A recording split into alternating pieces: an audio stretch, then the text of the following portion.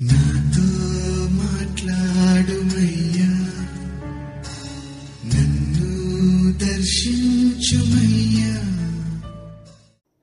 మన ప్రభు అయిన యేసుక్రీస్తు పరిశుద్ధ నామములో మీ అందరికీ శుభములు తెలియచేస్తున్నా.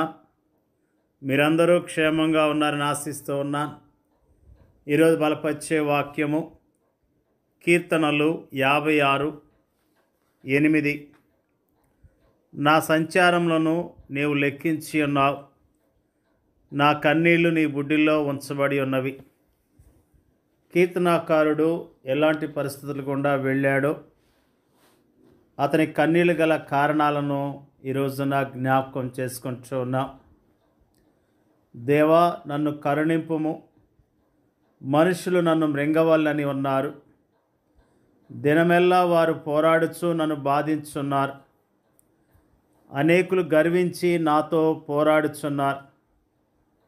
దినమెల్లా నా కొరకు పొంచి ఉన్నవారు నన్ను మృంగవల్లని ఉన్నారు. నాకు భయము సంభవించు దినమున నిన్ను ఆశ్రయించుచున్నాను.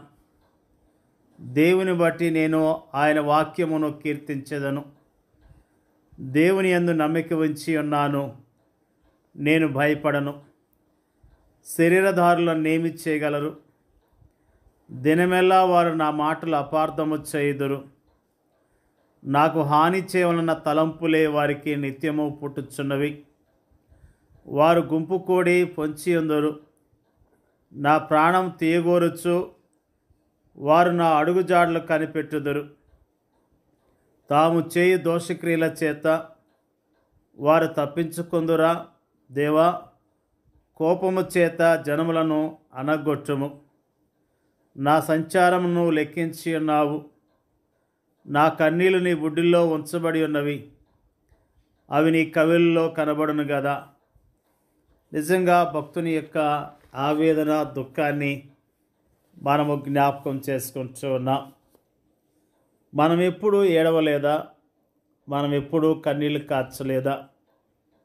మన శ్రమలు, మన కష్టాలు, మన దారిద్ర్యము, మన వ్యాధి బాధలు, మన ఆర్థిక ఇబ్బందులు, మన ఇంట్లో ఉన్న పరిస్థితులు అనేకసార్లు తీవ్రమైన నిరాశ నిస్పృహలకు గురి చేయలేదా? అలాంటి సమయాల్లో మనము కన్నీళ్ళు కార్చలేదా? జీవిత సమస్యలు మనము మోయలేనంత భారముగా మనకు అనిపించినప్పుడు, మన చుట్టూ కారు చీకట్లో మోహరించటము మనకు కనిపించినప్పుడు, నా అన్నవారు ఎవరు మన దరిదాపుల్లో లేకపోవటం మనం గమనించినప్పుడు, ఒకప్పుడు మన వారు అనుకున్న వారు ఇప్పుడు మనకు వీపు మళ్లించి అపహాస్యం చేస్తూ మనల్ని దాటి వెళ్తున్నప్పుడు మన గుండెలు బద్దలైపోతాయి. మన నోళ్ళలో నుండి ఏడుపు పెలుబుకి వస్తుంది. మన కళ్ళల్లో నుండి కన్నీళ్లు కట్టలు తెచ్చుకొని ప్రవహిస్తాయి. అలాంటి సమయాల్లో మనం అనుభవించే హృదయ వేదన మనకు తప్ప ఈ లోకంలో వేరెవరికీ అర్థం కాదు. కొన్నిసార్లు మనల్ని చూచి కానీ, మన పరిస్థితిని చూచి కానీ జాలిపడి ఆదరించి ఓదార్చేవారు మన చుట్టూ ఎవరూ లేనట్టుగా మనకు అనిపిస్తుంది. అలాంటి సమయాల్లో దేవుడు కూడా మౌనంగా ఉన్నట్లుగా మనకు తోస్తుంది. అయితే ఆప్తులు దూరం కావచ్చు, బంధువులు కనిపించకుండా పోవచ్చు, స్నేహితులు అనుకున్న వారు తల ప్రక్కకు త్రిప్పుకొని చూచి కూడా చూడనట్లుగా వెళ్ళవచ్చు. కానీ దేవుడు మాత్రం అలా చేయడు. ఆయన నీ పరిస్థితి అంతా చూస్తున్నాడు, నీ కష్టానంతా పరిశీలిస్తున్నాడు, నీ కన్నీళ్లను తన బుడ్డిలో నింపుకుంటున్నాడు. తగిన సమయంలో నీకు సహాయం చేసేందుకు సిద్ధముగా ఉన్నాడు. ఆయన తన బిడ్డల కన్నీటిని తన బుడ్డిలో నింపుకుంటున్నాడు. పాత నిబంధన పరిశుద్ధుల విషయంలో ఆయన అలానే చేశాడు. దేవుని ప్రజల వైఫల్యాల విషయమై తన తలను జలమయముగా చేసుకొని రోధించిన ఇర్మియా కన్నీళ్ల విషయంలో ఆయన అలానే చేశాడు. క్రీస్తు సంఘములోని అవయములైన విశ్వాసుల విజయము కోసము ప్రార్థించిన పౌలు కన్నీళ్ల విషయంలో ఆయన అలానే చేశాడు. అన్నిటికీ మించి అనేక సందర్భాల్లో నిర్భాగ్యులైన మానవులను చూచి నిట్టూర్పులు విడుస్తూ ఆత్మలో మూలుగుతూ కన్నీళ్లు విడిచిన తన ప్రియకుమారుని కన్నీళ్ళ విషయంలో కూడా ఆయన అలానే చేశాడు. అవును, దేవుని ప్రియకుమారుడైన క్రీస్తు లాజరు సమాధి యొద్ద మాత్రమే కాక తాను శరీరధారి ఉన్న దినముల్లో మహారోదనముతోనూ కన్నీళ్లతోనూ ప్రార్థనలు యాచనలు సమర్పించాడు.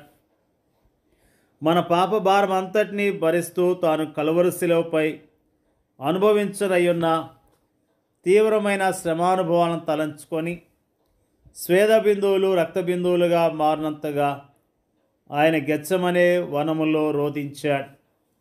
కన్నీళ్ళు కన్నీళ్ళు కన్నీళ్ళు. ఈ లోకములో ఉన్నదంతా కన్నీళ్ళే. కొందరివి కనిపించే కన్నీళ్లు కాగా మరికొందరివి కనిపించని కన్నీళ్ళు. అయితే దేవుడు ప్రతి ఒక్కరి కన్నీళ్లు చూస్తూనే ఉన్నాడు. వాటన్నిటినీ తన బుడ్డిలో పట్టుకొని నిల్వ చేస్తున్నాడు. వాటిని గురించి తన గ్రంథములో రాసుకుంటున్నాడు. కానీ దేవుడు వాటిని ఎందుకు అనుమతిస్తున్నట్లు, తన పట్ల భయభక్తులు కలిగిన వారిని సహా ఆయన ఎందుకు తీవ్రమైన శ్రమల కొలిమి ద్వారా నడిపిస్తున్నట్టు, ఈ లోకములో ఎలాంటి శ్రమలు కానీ కష్టాలు కానీ లేని నెమ్మదైన జీవితాన్ని జీవించాలని మనం కోరుకుంటున్నాం. కానీ మనం కోరుకున్నట్లే జరిగితే అప్పుడు మన జీవితాలు ఎలా ఉంటాయో తెలుసా? చెట్ల నీడన చిన్న చిన్న తొట్లలో ఉండే చిన్ని చిన్ని మొక్కల జీవితాల్లా ఉంటాయి. అవి తమకు తాముగా జీవించలేవు. కానీ వాటిని అమ్ముకునే వ్యక్తి పోసే కాసిన నీళ్లతో మేము బ్రతుకుతున్నాం అనిపిస్తాయి అంతే. అవి భూమి లోతులకు వేరుపారలేవు, ఆకాశపు ఎత్తులకు పెరగలేవు. స్థిరమైన కాండముతోనూ బలమైన కొమ్మలతోనూ సువిశాలముగా వ్యాపించలేవు. అవి తీవ్రమైన ఎండ, గాలి, వర్షం లాంటి మారే వాతావరణ పరిస్థితులకు ఏమాత్రమో తట్టుకోలేవు. ఇదెంత దౌర్భాగ్యమైన స్థితి!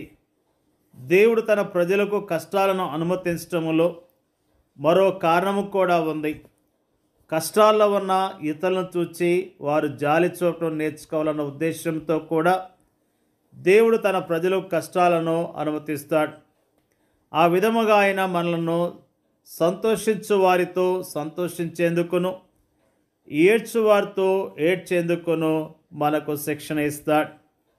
దేవుని యొక్క ప్రజలమైన మనము దేవుడు మన జీవితంలో జరిగించే కార్యాలను బట్టి దేవుని స్తుతిస్తూ దేవుని ఘనపరచవలసిన వారమై ఉన్నాం. మన జీవితాల్లో మనం కాచే కన్నీళ్లను ఆయన చూస్తూ ఉన్నాడు. మన పరిస్థితులను ఆయన చూస్తూ ఉన్నాడు. మన పరిస్థితులను అర్థం చేసుకొని సహాయం చేయటానికి ఆయన సిద్ధముగా ఉన్నాడు. ఆయన విడిచిపెట్టే దేవుడు కాదు. తన ప్రజలు కన్నీళ్లు కాచారని దేవుడు మోషేతో మాట్లాడుతూ నేను దిగి వచ్చానని ఆయన అంటూ ఉన్నాడు. నిజంగా ఇజ్రాయేలు ప్రజలు కన్నీళ్లు కాస్తూ రోధించినప్పుడు ఆయన దిగి వచ్చి మోషేతో మాట్లాడినట్లుగా దేవుని యొక్క వాక్యము తెలియజేస్తున్నది. ఆయన మనతో మాట్లాడతాడు. మన పరిస్థితులు తగిన జవాబునిస్తాడు. ఓపికతో విశ్వాసంతో ఎదురు చూస్తూ జీవిద్దాం, ఆయన మహిమపరుద్దాం. దేవుడి యొక్క వాక్యాన్ని దీవించును గాక. పరిశుద్ధులైన తండ్రి, స్తోత్రాలు తెలియజేస్తూ ఉన్నా. భక్తుని యొక్క ఆవేదన, కన్నీళ్ళు వాటన్నిటినీ జ్ఞాపకం చేసిన విధానం బట్టి స్తోత్రాలు తెలియజేస్తూ ఉన్నా.